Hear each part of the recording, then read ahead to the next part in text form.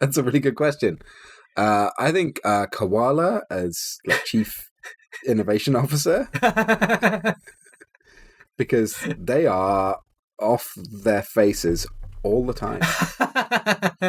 So like tripping balls, Always, making yeah. good ideas. Alex, Andrew, what is this? this brains on the outside.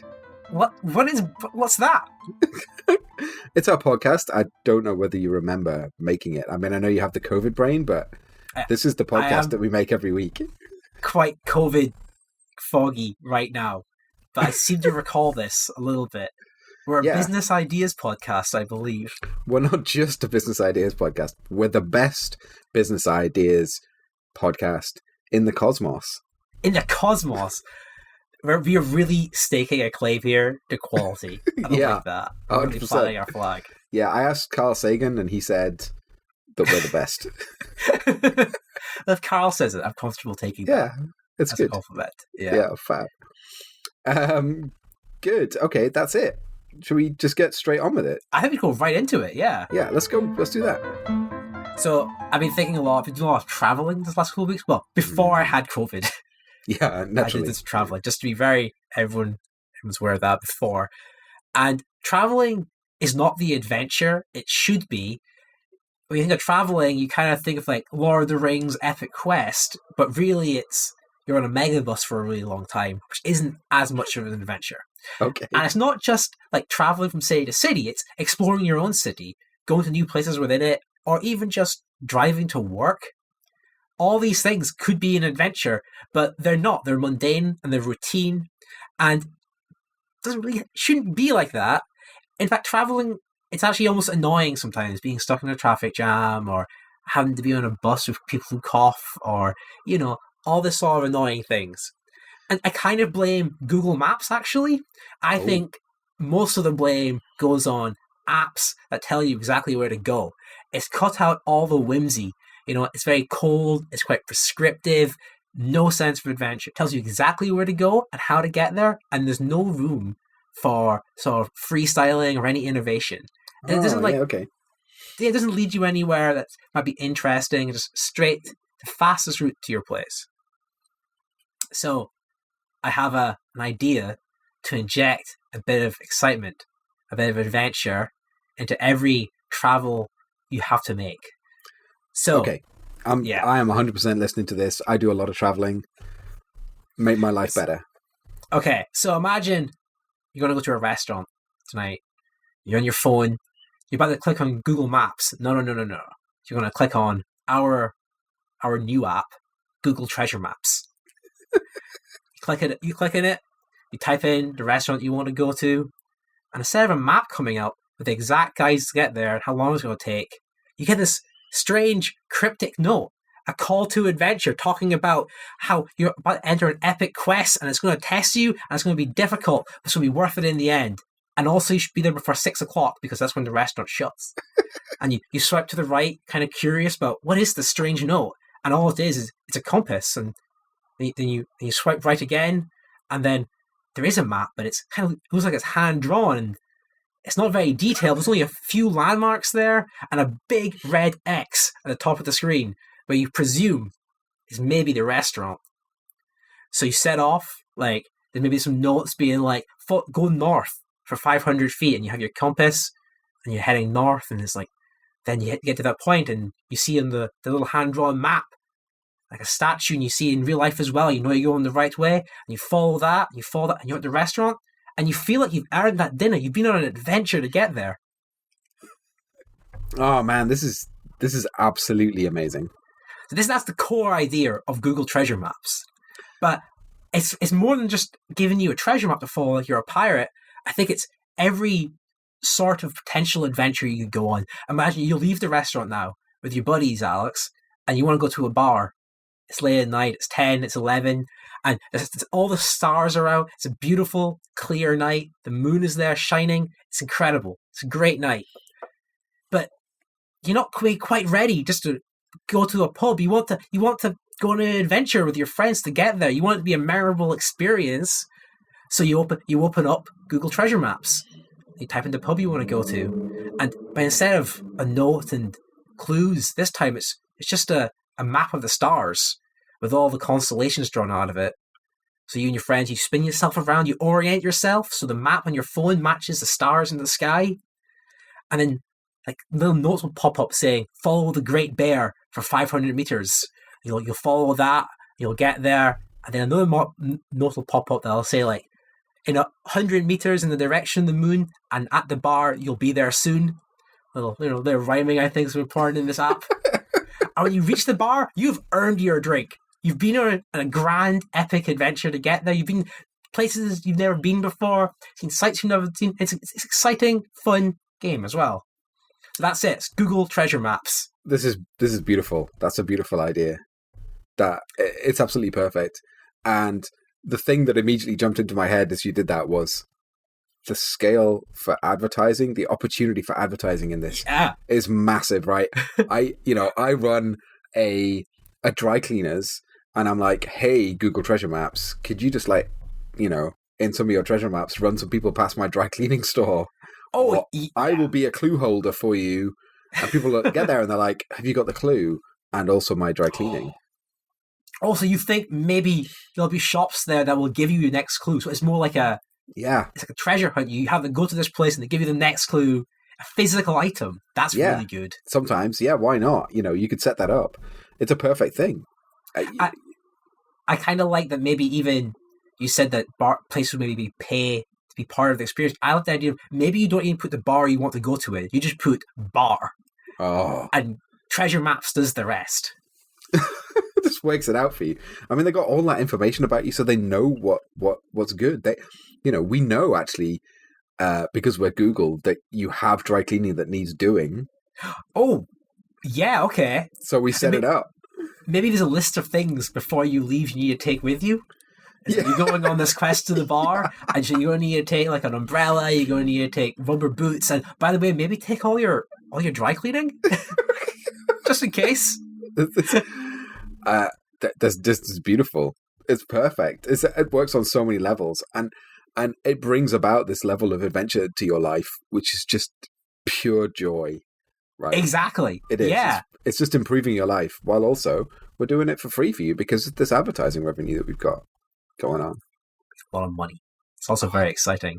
It's super. You could have like in the app, you could have like preferences, being like, oh, I don't want to go over the grass, or oh, I don't want to be on a beach. But I like the idea of maybe it could take you really, really far out of your way. You want to go to the Tesco down the road. Well, first you're going to have to do this huge loop around the field and over a hill and across a river to get there. I guess the idea now is you're not trying to get there as fast as you can. You're there for the experience. Oh, Andrew, fuck. What about if we incorporate fetch quests into this and we actually hook it up with like TaskRabbit? So part of your thing is the person will give you a clue. If you go to the Tesco's down the street and pick them up some toilet rolls and bring it back, and then they give you the clue. Yes. We've actually gamified a very large part of our life now. You are now in a video. You're basically playing Skyrim in real life. Yeah. That's and we've just tied together like every different gig economy app into one app. Into one. Yes. Yeah, exactly. Yeah, you can have if you take this person in your car from here to the hospital, then someone at the hospital will give you the thing that you need to take to somewhere else in order to get the clue which lets you get into the bar.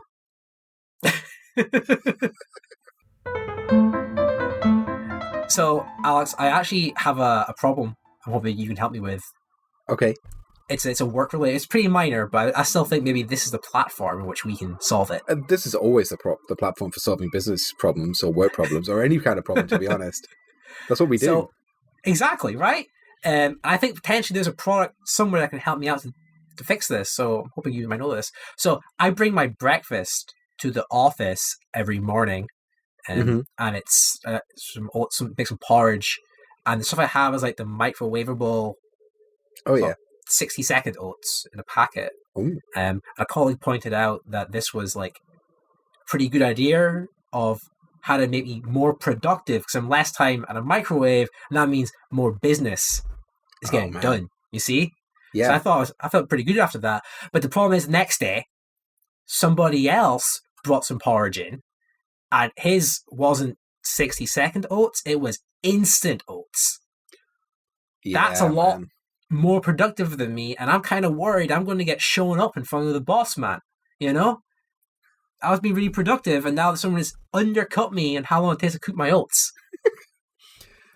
Luckily, actually, one of our listeners has actually sent in a solution, remarkably, for exactly this problem. That's amazing. What a coincidence. I know, it's such a coincidence, isn't it?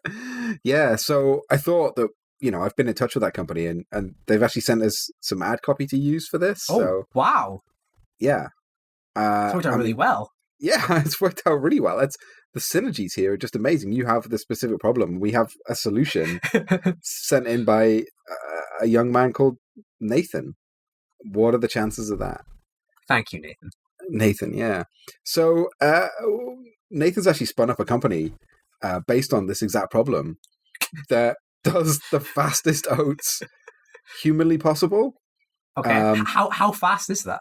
Well, it's actually so fast that you don't even know that you want oats until his company shows up with the oats. You're already like, oh shit, this is it. We have actually predicted that you're going to want the oats at this exact time, and we just show up with the oats immediately. Like precog oats. That's what it is. So I get up from my desk, and as soon as I get up, someone's walking through the door. She's got some oats for me. Yeah. Hot oats. Here you go. Boom. Done. Andrew, here's the oats, man. Whoa. Holy shit. That's £4.50. Well, that's solved my problem. Yeah. Does it have a name? Minority repotes. Oh. That's it. That's a good name. Yeah. Yeah. Incredible. That's it. Incredible. Yeah. I'd buy that. Oh, well, you can. Thank you, Nathan. That was perfect. It's a beautiful idea, yeah. Andrew, if anybody else wants to send in a problem or a thought or an ad or for a product, or they have a business problem or any kind of problem that they want us to kind of dig into and solve, how might they get in touch with us? There's lots and lots of ways now. There is our Instagram page, which is called Brains on the Outside. There is our email, which is brainsontheoutside@gmail.com. And finally, there is our Twitter account, which is just Brains Outside. Andrew, do you know what one of the most annoying things about having a baby is? I do not. What is one of the most annoying things about having a baby? Naming it. That is a huge decision as well. It's massive. And I tell you what, the process that you go through is you come up with all these wonderful names that you might want to call it. You and your partner have to decide on something together between you. That takes a lot of effort. Mm-hmm. And then you're like, oh, we've chosen an amazing name. Maybe it's Phineas. And you're like, right, well, one of the biggest things that this name needs to do is to be unique enough that my baby can have their own Gmail account that is their name, because that's like, your Twitter can be a nickname or your Instagram can be just whatever you want, but your email address, nobody these days wants it to be like Hot Bunny 69420 XXX anymore. Everybody wants an email account which is like Andrew.Blance, and at the worst you want it to be like Andrew.Blance2. Oh, I don't know. I wanted the original. Exactly, yeah. Absolutely. You don't want to have to add a middle initial in there if you can avoid it, because just that introduces questions and just annoying. So, I've had an idea. Okay. How about if we registered every available remaining Gmail email address? All of them. Every single one. Every single one. Okay, yeah. Every single one. And then, if you want to name your baby and you want to make sure that the name is unique, you can come to us and we'll give you a guaranteed unique name with a guaranteed email address. So are we now naming the baby? Or are they coming to us with a suggestion of a name and we go, that's not going to work, I'm sorry? So at its most basic rate, all right, you come to us and we name the baby for you. Perfect. And it's just going to be like a car registration of like random letters and numbers.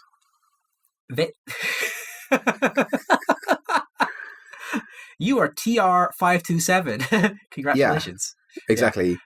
Obviously, we have a very high profile couple who have already used our service to name their babies. Yeah. Yeah. I don't want to say specifically who it is because obviously privacy. But like, amazing that they went for the cheapest tier, considering richest man in the world. Yeah. So, but that's what it is. That's why he's the richest man in the world, right? He's saving money. Baby naming. Baby names, yeah. If you want a more a more traditional name, then you pay a little bit more money and we can provide you with that. Mm-hmm. Maybe we just put together some names that are pretty rare or unique, and we make you a new baby name. Fine. This is interesting because it also takes away a lot of the stress for the parents who have to name their baby. Yeah. You know all those like bots on Twitter and their name is like Tina572319854 Yeah, man. Is that actually a real person using one of your email addresses? Man, on Twitter, that's a rival service, man. I don't like to talk about them. They're bad. They just add a bunch of numbers to the end. Nobody wants that. There's no art to that. No, exactly. You come to us, you get an artisanally crafted name, Handkerchief Blance, for example, or like Benjamu. That might be a name. Yeah, we come up with a lot of good. Like we a lot of the names are gone, so we have to come up with interesting spellings or slight twists on existing names because we don't want to go too far fetched. Otherwise, you're into the random letters situation, and that's what we do. We do that real cheap. It's like a quid to get that name. It is very surprising that that's what Grimes went with. Yeah, tier 2, which isn't even that much more expensive. No, I mean tier 2. Tier 2. When we pull a name out of a dictionary for you, so your kid might be called Courgette, for example. Yeah, or Pinot Noir. That might be Pinot Noir Waterston. That's a classy name, though. It's pretty good, isn't it? Like that's fine. But we just do that randomly. But if you want to take a step up and get an artisanally crafted, honed, specifically chosen name where we've taken a lot of different factors into account, then that's me actually choosing your baby's name for you. That's such an intimate part, a relationship you formed there with them.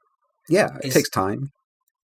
Is there, if you really want your child to have a unique name, is there like another tier on top of that that's for just like one word names? Like you won't be Banana Blance. It's more like Zendaya or Prince or Beyonce. Yeah, it's just one word. Is that the ultimate tier? Yeah. That's it. That we actually named Beyonce. That's a big get. That was one of our first ones. Yeah, I know.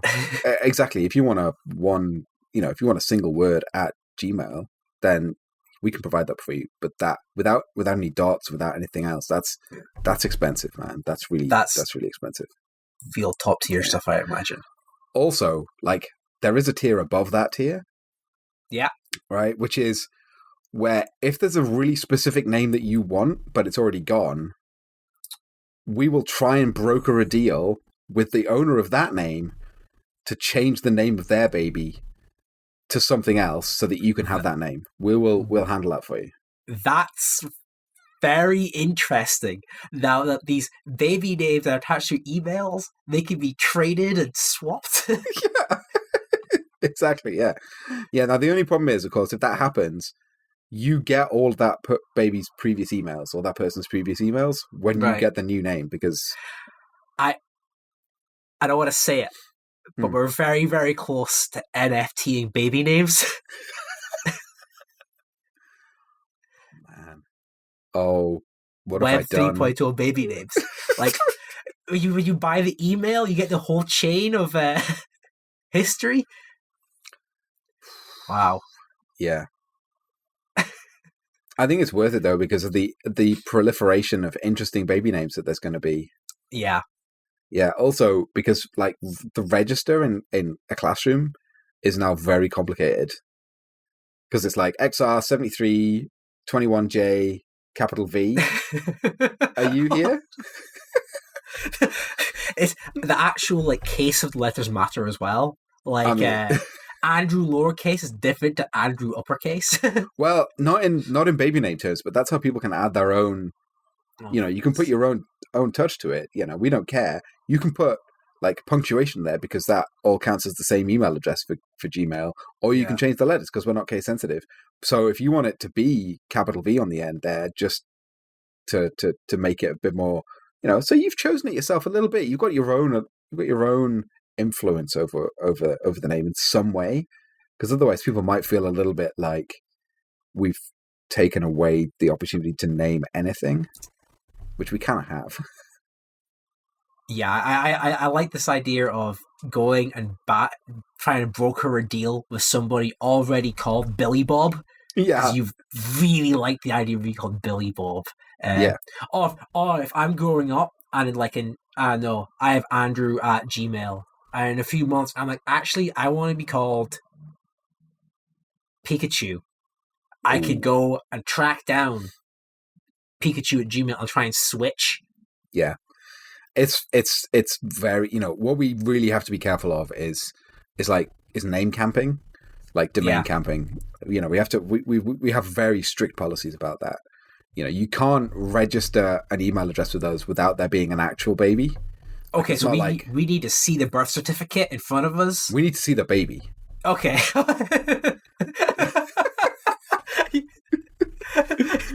You come to us with your newborn child. Yeah, exactly. 2 days old. We take a look at it. Yeah. Or like, yeah, that's definitely a BZ42. You press the randomize button, it comes up.